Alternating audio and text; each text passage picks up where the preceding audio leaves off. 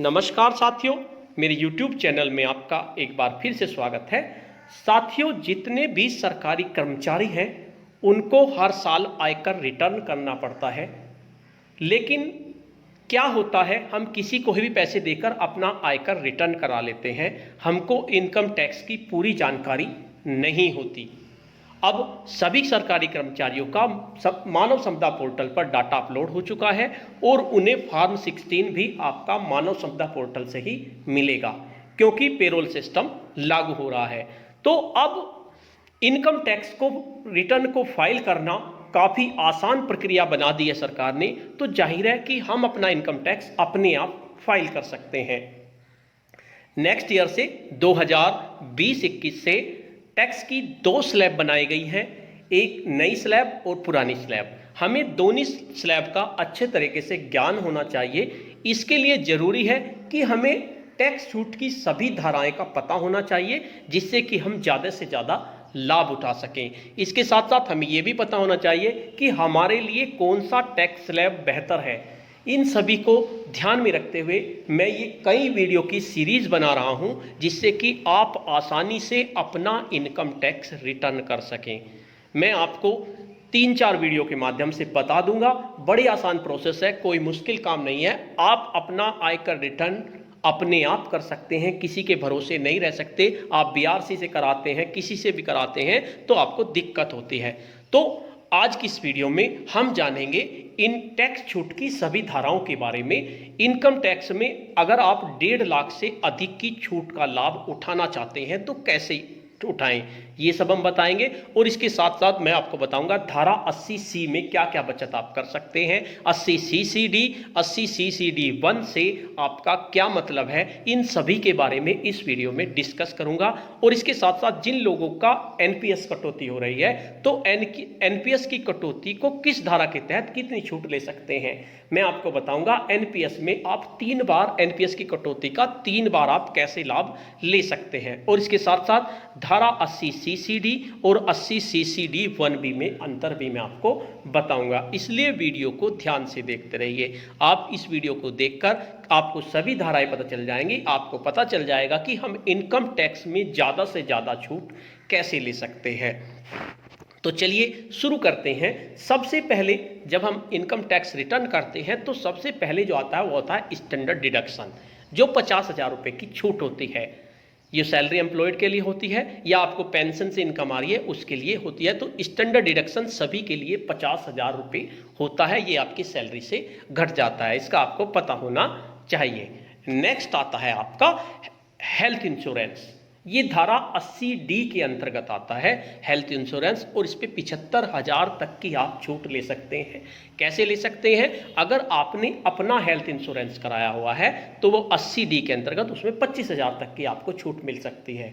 यानी कि 25,000 आप अपने हेल्थ इंश्योरेंस में कम करा सकते हैं अगर आपने हेल्थ इंश्योरेंस कराया हुआ है। इसके साथ साथ अगर आपके पेरेंट्स 60 ईयर से अबव हैं तो उनका भी आपने हेल्थ इंश्योरेंस करा रखा है तो आप 50,000 तक की छूट ले सकते हैं। इस तरह से कुल मिलाकर धारा 80D के अंतर्गत हेल्थ इंश्योरेंस में आप 75,000 की छूट ले सकते हैं। नेक्स्ट आता है धारा 80C, जो ज़्यादातर लोग बात जानते हैं, लेकिन हमें इसमें जानेंगे कि हम इसमें कौन कौन से इसके अंदर आते हैं। और इसकी मैक्सिमम लिमिट जो होती है वो 1.5 लाख होती है। 1.5 लाख से ज़्यादा की छूट इसमें नहीं ली जा सकती। क्या क्या आता है, सबसे पहला आता है एम्प्लॉय प्रोविडेंट फंड यानी ईपीएफ। ईपीएफ में आपका जो पैसा जमा है उसमें जो छूट लेंगे आप वो धारा 80C के अंतर्गत लेंगे।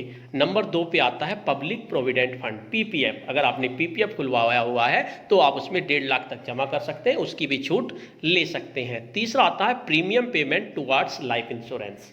मान लीजिए आपने LIC का रखी है या किसी और कंपनी का लाइफ इंश्योरेंस का रखा है तो आप इसमें छूट ले सकते हैं। नंबर 4 पे आता है equity linked saving scheme ELSS। अगर आपने इक्विटी लिंक्ड सेविंग स्कीम ले रखी है तो उसकी भी आप छूट धारा 80C के अंतर्गत ले सकते हैं। नेक्स्ट आता है नेशनल सेविंग सर्टिफिकेट यानी NSC। अगर आपने NSC ले रखी है तो आप उसकी भी छूट धारा 80C के अंतर्गत ले सकते हैं। नेक्स्ट है आपका सुकन्या समृद्धि योजना। अगर आपने सुकन्या समृद्धि योजना कर रखी है अपनी बेटी के नाम से, तो आप उसकी भी धारा 80C के अंतर्गत छूट ले सकते हैं। नेक्स्ट आता है यूनिट लिंक्ड इंश्योरेंस प्लान, यदि आपने यूलिप प्लान्स ले रखा है कोई, वो भी आप धारा 80C के अंतर्गत उसमें छूट ले सकते हैं। Of home loan principal amount, अगर आपने होम लोन लिया हुआ है, आपकी होम लोन की किस्त जाती है, तो होम लोन में जो प्रिंसिपल आपका साल भर में कितना कम हुआ, उस प्रिंसिपल को भी आप धारा 80C के अंतर्गत ले सकते हैं। नंबर 9 पे आता है registration charges and stamp duty for a home property, यानी अगर आप होम कोई खरीद रहे हैं, मकान खरीद रहे हैं, कोई प्रॉपर्टी खरीद रहे हैं, तो उसमें जो रजिस्ट्रेशन चार्जेस आपके लगेंगे या स्टाम्प ड्यूटी आपकी लगेगी, तो उसको भी आप धारा 80C के अंतर्गत दिखा सकते हैं। इनकम टैक्स की छूट इसमें आप ले सकते हैं। नेक्स्ट आता है 5 years tax saving fix deposit, आपने अगर 5 साल का कोई टैक्स सेविंग फिक्स डिपॉजिट आपने किया हुआ है, तो उसकी भी आप छूट ले सकते हैं। लेकिन इसके लिए आपको, जब आप टैक्स सेविंग फिक्स डिपॉजिट करेंगे, तो आपको ये पूछना पड़ेगा बैंक में या डाकघर में कि क्या ये टैक्स सेविंग है या नहीं। कुछ प्लान्स आते हैं जो टैक्स सेविंग होते हैं और कुछ प्लान आते हैं जो टैक्स सेविंग नहीं होते, तो ये आपको पता करना पड़ेगा। नंबर 11 पे आता है 5 year post office tax deposit scheme, इसी तरह से पोस्ट ऑफिस में होती है 5 ईयर की टैक्स डिपॉजिट स्कीम्स। आप जब लेंगे तो आपको पता करना पड़ेगा कि क्या इससे टैक्स सेविंग होगी या नहीं। Number 12 senior citizen saving scheme, यदि आपने सीनियर सिटीजन सेविंग स्कीम ली हुई है, तो उसे भी आप धारा 80C के अंतर्गत दिखा सकते हैं। नंबर 13 पे आता है ट्यूशन फीस, आपके 2 बच्चों की ट्यूशन फीस आप स्कूल से ले सकते हैं और उसको भी आप धारा 80C के अंतर्गत दिखा सकते हैं। नंबर 15 पे आता है इंफ्रास्ट्रक्चर बॉन्ड्स, यानी इंफ्रास्ट्रक्चर बॉन्ड्स आपने लिए हुए हैं, वो भी आपका धारा 80C के अंतर्गत आएंगे।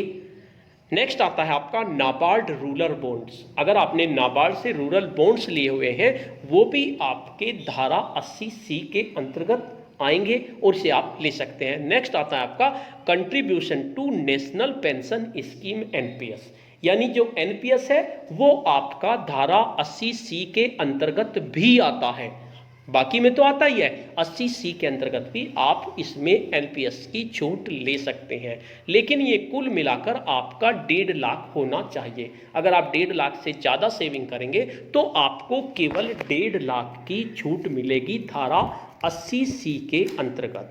नेक्स्ट आता है सेक्शन 80CCC, एक आपका सेक्शन है 80CCC। इसमें अगर मान लीजिए आपने कोई पेंशन फंड ले रखा है LIC का, या किसी अन्य इंश्योरर है, कोई और इंश्योरर है, उसका पेंशन फंड ले रखा है, तो आप उसमें कंट्रीब्यूशन कर रहे हैं, तो धारा 80CC के अंतर्गत आप इसमें छूट ले सकते हैं। इसमें भी आपकी मैक्सिमम डिडक्शन कितना हो सकता है, ज़्यादा से ज़्यादा 1.5 लाख हो सकता है, यानी धारा 80C के अंतर्गत भी 1.5 लाख हो सकता है, 80CCC के अंतर्गत भी आपका 1.5 लाख हो सकता है। तो ध्यान रखेंगे 80C में जो है उनको आप देख लीजिए 17 है, और 80CC में क्या है, आपका पेंशन फंड है, कोई भी आपकी इंश्योरर हो, चाहे LIC हो या कोई और हो, उसका कंट्रीब्यूशन अगर आप कर रहे हैं तो उसका लाभ आप धारा 80CCC के अंतर्गत ले सकते हैं।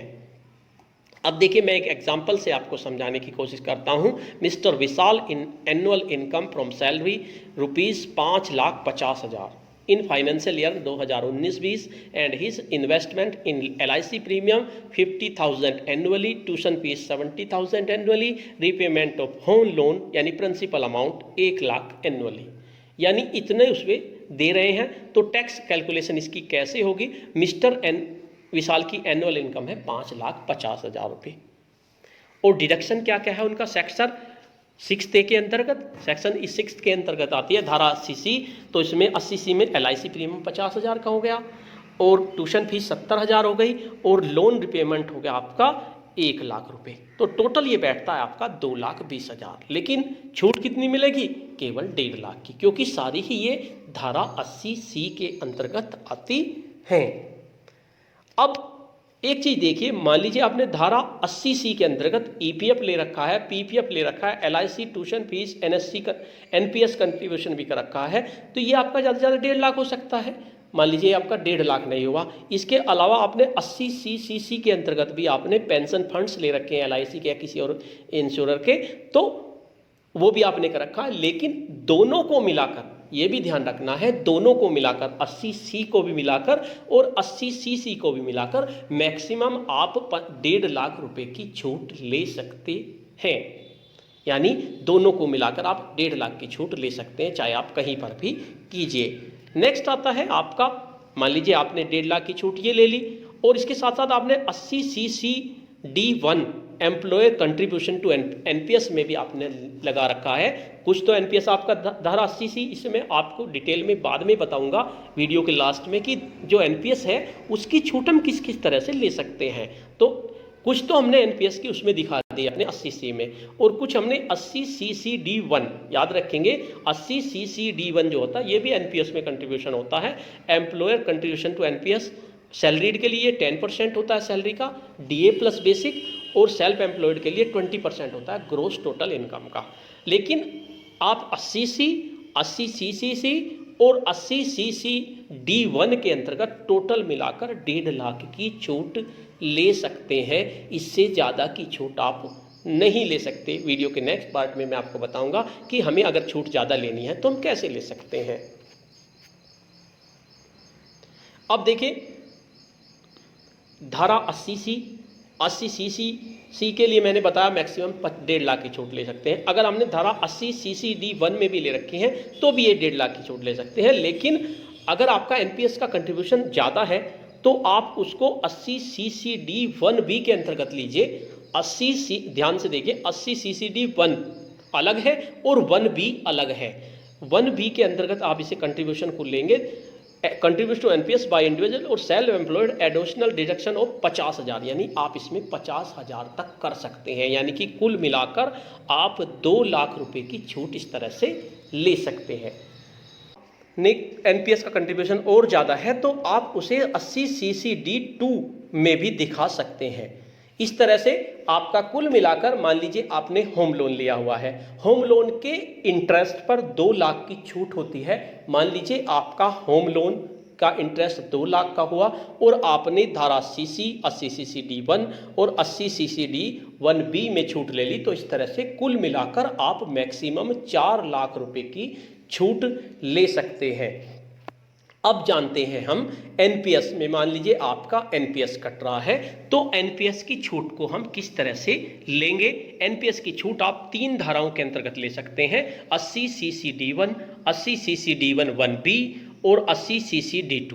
टैक्स में NPS की छूट को आप 3 प्रकार से ले सकते हैं। एक एग्जाम्पल की मदद से समझने की कोशिश करते हैं कि 80CCD और 80CCD1B में क्या अंतर है। मान लीजिए आपका 80C में, आप 80C यानी कि आपका जो है आपका PPF है, EPF है, बच्चों की ट्यूशन फीस है, इसमें कुल मिलाकर आपका 1,40,000 रुपये का इन्वेस्टमेंट हुआ और आपका NPS में निवेश हो गया आपका 70,000 रुपये, यानी NPS में आपके 70,000 रुपये कट गए।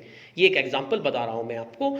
तो 80C में आपका 1,40,000 हुआ, तो अब जो है, जो हमने NPS में 70,000 रुपये करे, तो इन 70,000 में से आप 10,000 रुपये 80CCD में दिखा सकते हैं। यानी क्योंकि 80C और 80CCD दोनों में कुल मिलाकर 1,00,000 1.5 लाख रुपये आप कर सकते हैं। तो आप जो 70,000 रुपये हैं, तो 70,000 रुपये में आप 10,000 दिखा दीजिए 80CCD में, तो ये हो गए आपके 1,50,000 रुपये, इसका छूट ले सकते हैं। और बाकी जो हमारे बचे 60,000, तो 60,000 में से मैक्सिमम आप 50,000 80CCD1B में दिखा सकते हैं। यानी कि NPS की जो 70,000 की छूट है, तो 70,000 की छूट में से 10,000 तो आपने 80CCD में दिखा दिए, जो आपकी 80C के साथ मिलकर 1.5 लाख हो जाती है।